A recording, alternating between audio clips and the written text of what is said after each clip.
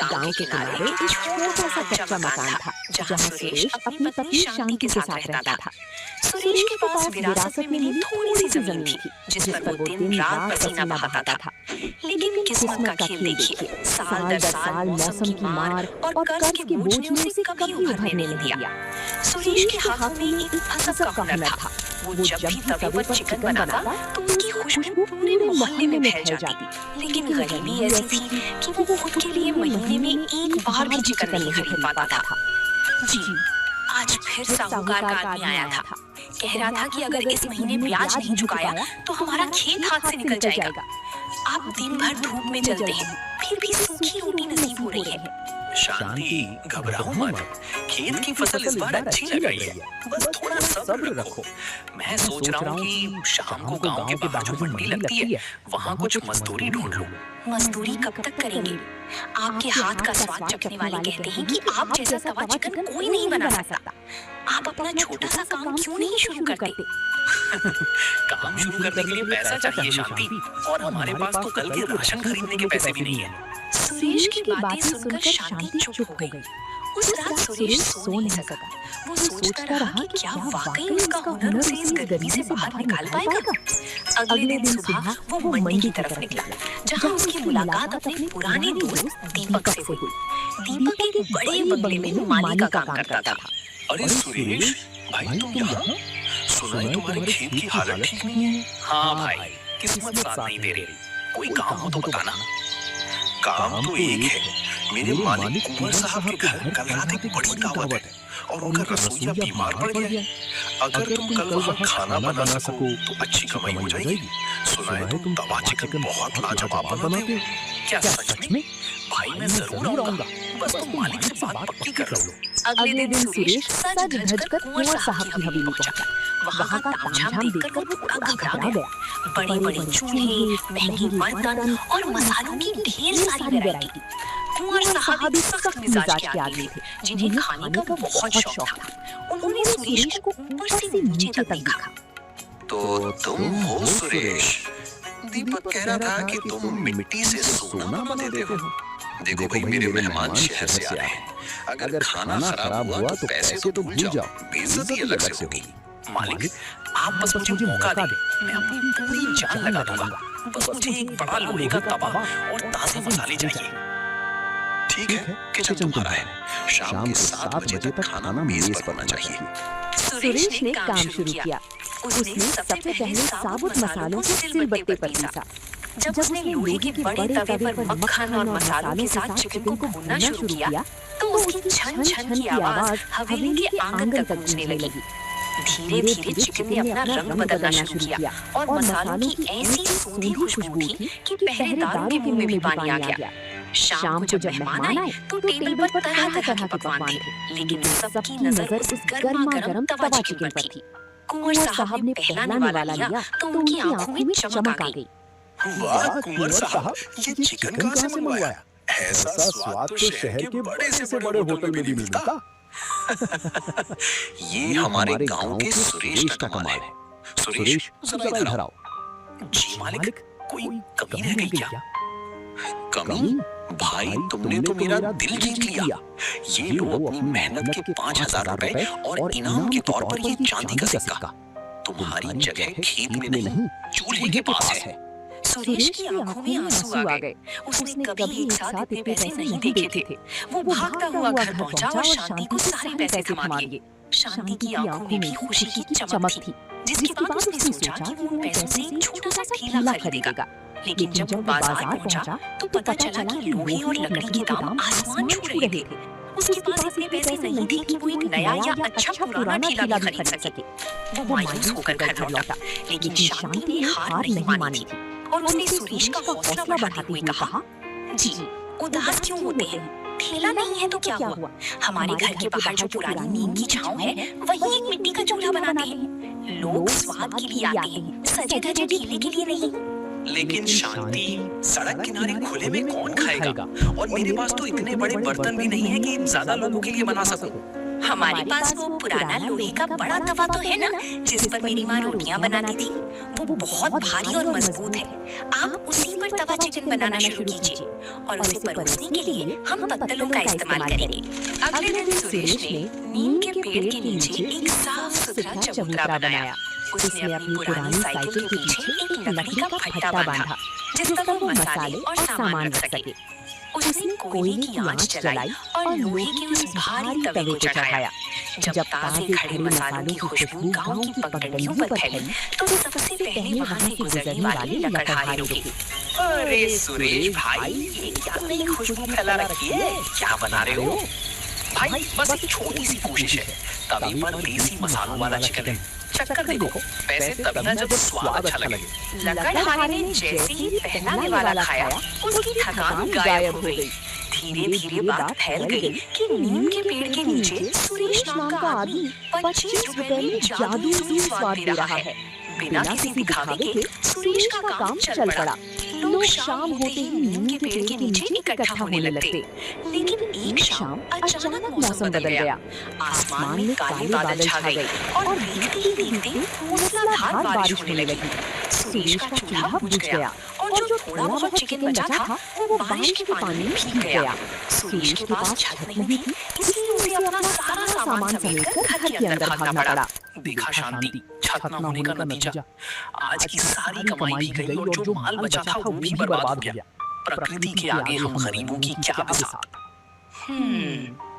जी, बारिश को हम रोक नहीं सकते, लेकिन हम अपना तरीका बदल सकते हैं। अगर लोग यहाँ नहीं आ पा रहे तो हम उन तक पहुँच सकते हैं। मतलब मैं समझा नहीं। गांव में बहुत से ऐसे लोग हैं जो काम की वजह से बाहर नहीं निकल पाते या बुजुर्ग जो यहाँ तक नहीं आ सकते। क्यों ना हम होम डिलीवरी यानी घर घर खाना पहुँचाने का काम शुरू करें?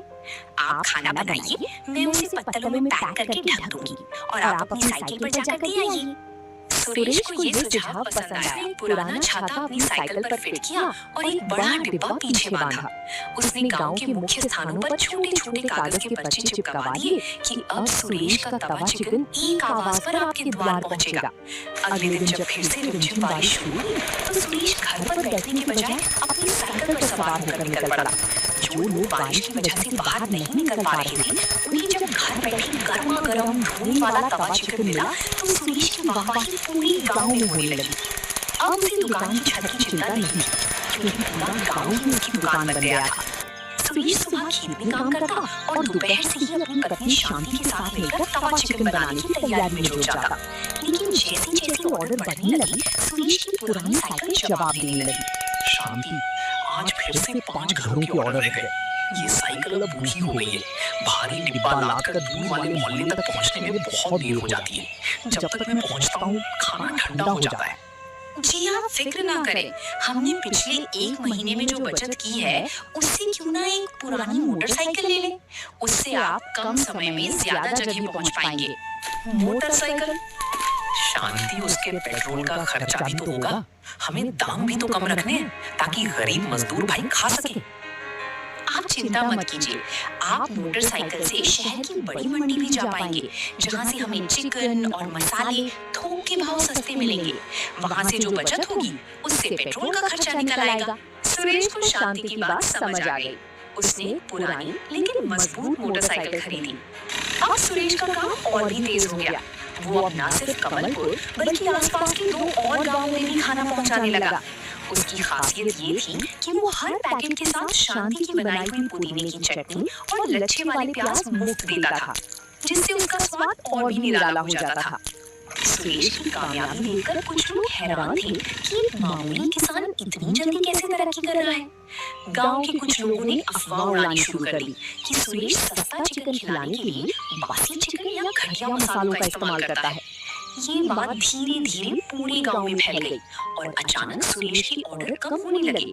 शांति, आज मंडी से मैं 10 किलो चिकन लाया था, लेकिन सिर्फ 2 ही ऑर्डर आए। लोग मुझे देखकर कतरा रहे हैं। सुना है गांव में चर्चा है कि हमारा खाना सेहत के लिए ठीक नहीं है। जी, अगर लोगों को शक है कि हम खाने में मिलावट करते हैं तो हम छुपकर काम नहीं करेंगे। कल से आप घर के अंदर नहीं बल्कि सड़क किनारे उसी नीम के पेड़ के नीचे सबके सामने खाना बनाएंगे। लोगों को अपनी आंखों से देखने दीजिए कि हम कौन सा मसाला पीस रहे हैं और कैसा चिकन इस्तेमाल कर रहे हैं। अगले दिन सुरेश ने अपना सारा सामान फिर से नीम के पेड़ के नीचे लगाया। उसने सबके सामने साबुत मसाले सिलबट्टे पर पीसे और ताजा चिकन तवे पर चढ़ाया। वहाँ से गुजर रहे गांव के मुखिया जी रुके और उन्होंने सुरेश को काम करते हुए ध्यान से देखा। सुरेश बेटा, मैंने सुना था कि तुम कुछ मिलावट करते हो, पर यहाँ तो खुशबू ही शुद्धता की गवाही दे रही है। मुखिया जी, मैं खुद एक किसान हूँ। मेहनत की कमाई और ईमानदारी का मूल्य जानता हूँ। ये मसाले मेरी पत्नी ने खुद तैयार किए हैं और ये चिकन मैं सुबह खुद मंडी से चुन कर लाया हूँ। आप चक्कर देखिए।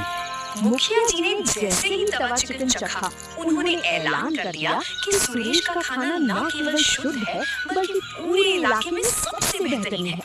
मुखिया जी की बात सुनकर गांव वालों का भ्रम टूट गया। जो लोग अफवाहें फैला रहे थे उन्हें मुंह की खानी पड़ी। उस दिन सुरेश के पास इतने ग्राहक आए कि उसका सामान कम पड़ गया। सुरेश ने साबित कर दिया कि पारदर्शिता और ईमानदारी व्यापार की सबसे बड़ी पूंजी है। शुद्धता की परीक्षा में पास होने के बाद सुरेश का नाम अब दूर दराज के शहरों तक पहुंचने लगा था। जो लोग शहर से गांव की तरफ से गुजरते वे सुरेश के तवा चिकन के लिए अपनी गाड़ियां जरूर रोकते। अब नीम के पेड़ के नीचे की जगह कम पड़ने लगी थी। सुरेश और शांति ने महसूस किया कि अब उन्हें एक स्थायी ठिकाने की जरूरत है जहाँ लोग आराम से बैठकर तवा चिकन खा सकें। तभी सुरेश कहता है, शांति, अब इतनी बचत हो गई है कि सड़क किनारे वाली वो बंजर जमीन किराए पर ले सकें। मैं सोच रहा हूँ वहाँ एक छोटा सा कच्चा ढाबा बना लूं। जी, विचार तो बहुत अच्छा है, पर वहाँ बैठने का इंतजाम कैसा होगा? हमारे पास महंगे फर्नीचर के पैसे तो अभी भी नहीं है। हमें शहर के रेस्टोरेंट जैसा दिखने की जरूरत नहीं है शांति। हम वहाँ बांस की कुर्सियाँ और टेबल रखेंगे। लोगों को गांव का असली माहौल मिलना चाहिए। हम उसका नाम रखेंगे सुरेश का देसी तवा चिकन। सुरेश ने मेहनत शुरू की। उसने खुद अपने हाथों से बांस की झोपड़ी तैयार की और दीवारों पर गेरू से गांव की सुंदर कलाकृतियां बनाई। शांति ने वहां छोटे-छोटे मिट्टी के दियों का इंतजाम किया। जब ये ढाबा बनकर तैयार हुआ तो ये किसी महल से कम नहीं लग रहा था। उद्घाटन के दिन सुरेश ने पूरे गांव के बुजुर्गों को मुफ्त में खाना खिलाया। सुरेश का ढाबा अब कमलपुर की पहचान बन चुका था। उद्घाटन के दिन सुरेश ने पूरे गांव के बुजुर्गों को मुफ्त में खाना खिलाया। सुरेश का ढाबा अब कमलपुर की पहचान बन चुका था। तभी एक दिन शहर की एक बहुत बड़ी फूड चेन कंपनी का मैनेजर अपनी लग्जरी गाड़ी से वहां पहुंचा। उसने सुरेश का तवा चिकन चखा और वो दंग रह गया। उसने सुरेश के सामने एक ऐसा प्रस्ताव रखा जो किसी भी गरीब आदमी का सिर चकरा दे। सुरेश जी, आपका स्वाद बेमिसाल है। हमारी कंपनी चाहती है कि आप हमारे साथ जुड़ जाएं। हम आपको शहर में एक बहुत बड़ा रेस्टोरेंट देंगे और बदले में आपको बस अपना ये मसाला फॉर्मूला हमें बेचना होगा। हम आपको इसके लिए 10 लाख रुपए एडवांस देंगे। 10 लाख रुपए? साहब, ये तो बहुत बड़ी रकम है। पर मेरा मसाला तो कोई गुप्त फॉर्मूला नहीं है। मेरी पत्नी खुद इन्हें पीस कर तैयार करती है। वही तो बात है। हम चाहते हैं कि आप ये काम छोड़ दें और हम इसे फैक्ट्रियों में मशीनों से बनाएंगे और आपके नाम से बेचेंगे। आपको बस घर बैठकर पैसे गिनने होंगे। सुरेश उस रात सोच में पड़ गया। 10 लाख रुपए उसकी गर्मी को एक झटके में खत्म कर सकते थे। उसने शांति से बात की। जी, पैसे तो बहुत हैं, पर क्या मशीनों से बने उस मसाले में वो प्यार और वो शुद्धता होगी जो हम अपने हाथों से देते हैं?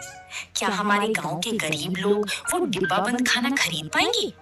तुमने मेरी आंखें खोल दी शांति। जो स्वाद हमने अपनी मेहनत और ईमानदारी से बनाया है उसे मैं किसी कंपनी की मशीनों में कैद नहीं होने दूंगा। मेरा काम पैसे कमाना ही नहीं, लोगों को अच्छा खाना खिलाना भी है। अगले दिन सुरेश ने मैनेजर को कंपनी के साथ जुड़ने के लिए मना कर दिया।